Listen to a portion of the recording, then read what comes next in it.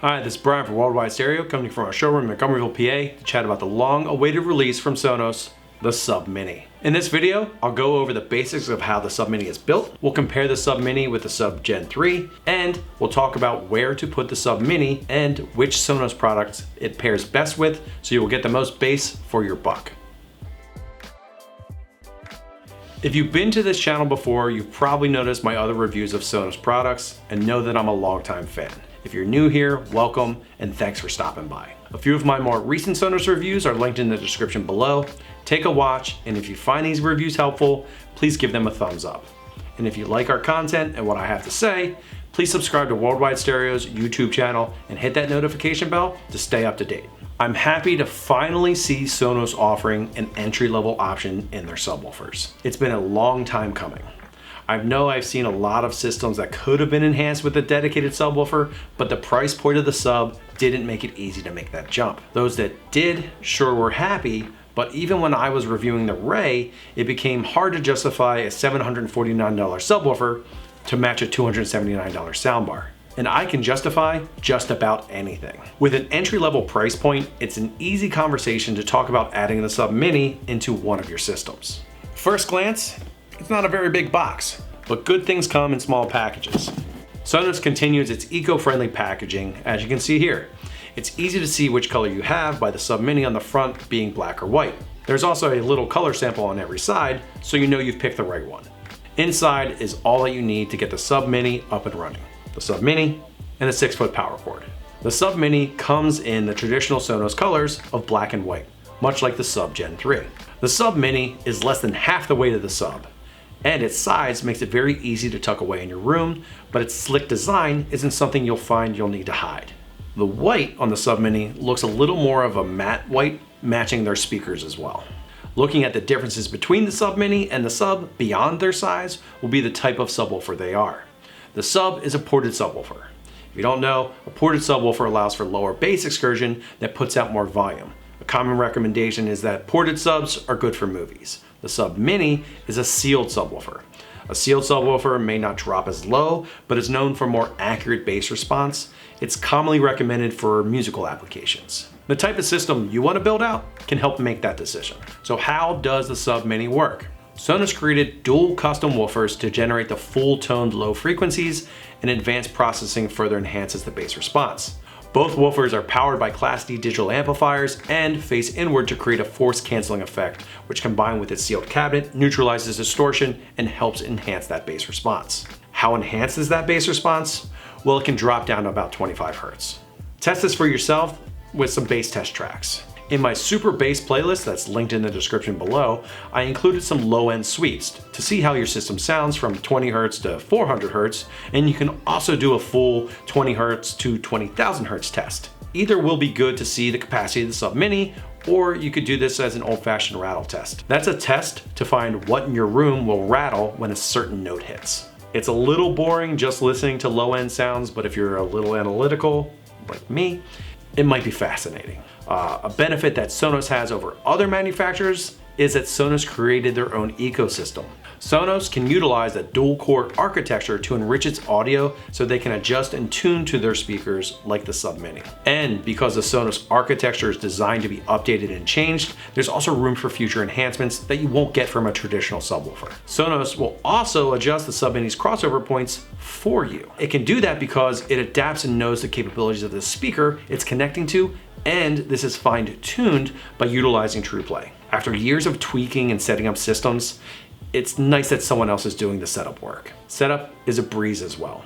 Once the Sub Mini is powered up and ready to go, open up your Sonos S2 app. If the pop-up screen doesn't appear showing you new pieces to add, just go into your settings and add your new devices there. If your device doesn't have NFC capability or it fails to recognize it, there's a small pin code on the bottom of the Sub Mini that you'll have to just type in. Once you're connected, the app will ask you which Sonos speaker you want to connect it to, and you're pretty much done.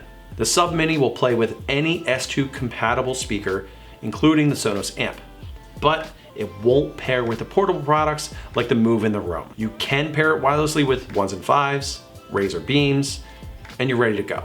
The Sub Mini specifically uses a 5 GHz Wi-Fi connection for super low latency to connect, so all you need is a power outlet and you're ready to go.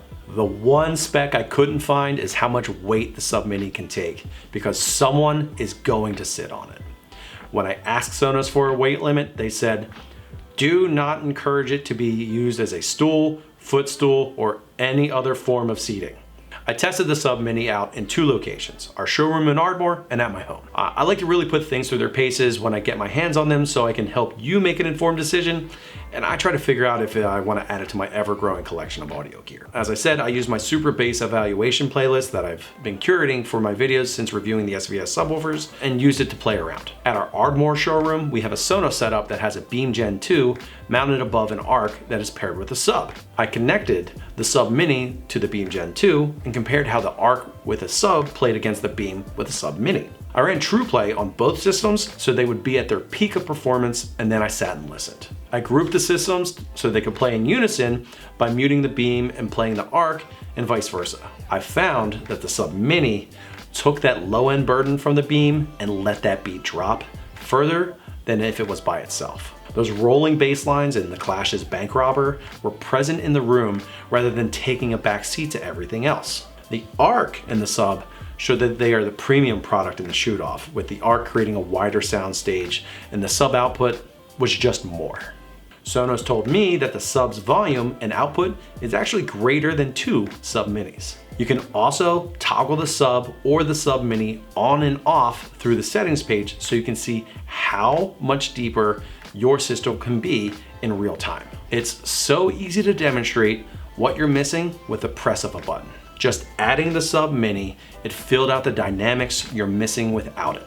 In my home, I tried it in 2 spots, my kitchen and my office. It's also known as the Beat Laboratory. In the kitchen, I had to know how well it worked with my Play 1. Not an ordinary setup, but any chance to add more to a music experience, I'll try it. It worked out nicely, but it was promptly vetoed before I could set up the TruePlay. I believe I was told there's absolutely no need for that. I disagree, because I spent a lot of time listening to music in my kitchen. So then I moved to the Beat Laboratory to explore what the Sub Mini can do. There I have 2 Play 5 Gen 2s set up as a stereo pair for when I don't want to fire up my 2-channel system. The Play 5s have a fair amount of bass with their 3 midwoofers, so I really wanted to see how much more I could get out of the system by adding just the Sub Mini. After I added the Sub Mini and I ran the TruePlay, I sat back and listened to a bunch of different tracks from my Super Bass playlist. I turned the Sub Mini on and off in the app because I really wanted to see how different it sounded. Tracks like Rage Against the Machine's Bomb Track or Queen's Under Pressure showcased how much can be added with a subwoofer. They're bass-heavy tracks in the sense that they take the lead in the song and aren't just thumping away like in Whoop There It Is for when you want to shake your derriere. The Sub Mini took the already impressive bass output of my Play 5s and it filled my room to make it an immersive listening experience. I say filled the room because you could feel when it wasn't there anymore. It just lacked that oomph. My favorite part is I didn't have to do much to make it sound good. You'd be hard pressed to find an easier to set up, user-friendly, and high-quality 2.1 system for the money. And you can still hook up a turntable to it. Adding a subwoofer will allow your amplified Sonos speakers to focus on the high frequency and mid-range audio, and the low-end heavy lifting will be done by the Sub Mini. I really hope that Sonos allows to set up 2 Sub Minis in the future, but currently that's not in the cards. The more subwoofers you can have in a room, the more you'll be able to remove low-end nulls. But you're in luck that with Sonos TruePlay, you'll be able to use the tuning technology to optimize the bass for your room's acoustics and wherever you find a place to put the Sub Mini. Just make sure it stays on its feet. It's not meant to be laid down flat like the Sub. We've waited a long time to have an affordable alternative to the Sonos Sub. With Sonos, you have the opportunity to go from an $1,100 full surround system all the way to their premium Atmos system for almost $3,500 without having to run a single speaker wire. A Beam Gen 2, 2 1SLs, and a Sub Mini is an awesome compact Atmos package for a medium-sized room and a display with eARC. Or for a smaller space or an older TV without ARC, the Ray 2 1SLs and a Sub Mini for just a little less. But you can step up to the best with the ARC, 2 5s, and 2 subs for a grand soundstage and a premium surround sound system. If you're a music lover and want good sound with little effort, you can also get a sweet 2.1 system for a little over $800 with some 1SLs matched with the Sub Mini, or a killer one with some 5s and a Sub Mini for a little over $1,500.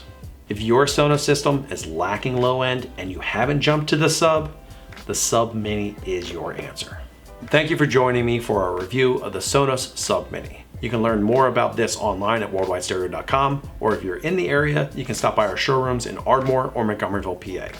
We offer 60-day returns, free shipping on all orders, and we're authorized dealers for everything we sell. If you have any feedback or questions, leave them in the comment section below, or you can call or email us at any time. Don't forget to subscribe to our YouTube channel and hit that notification bell to stay updated on our latest videos. This is Brian for Worldwide Stereo. Now let that beat drop.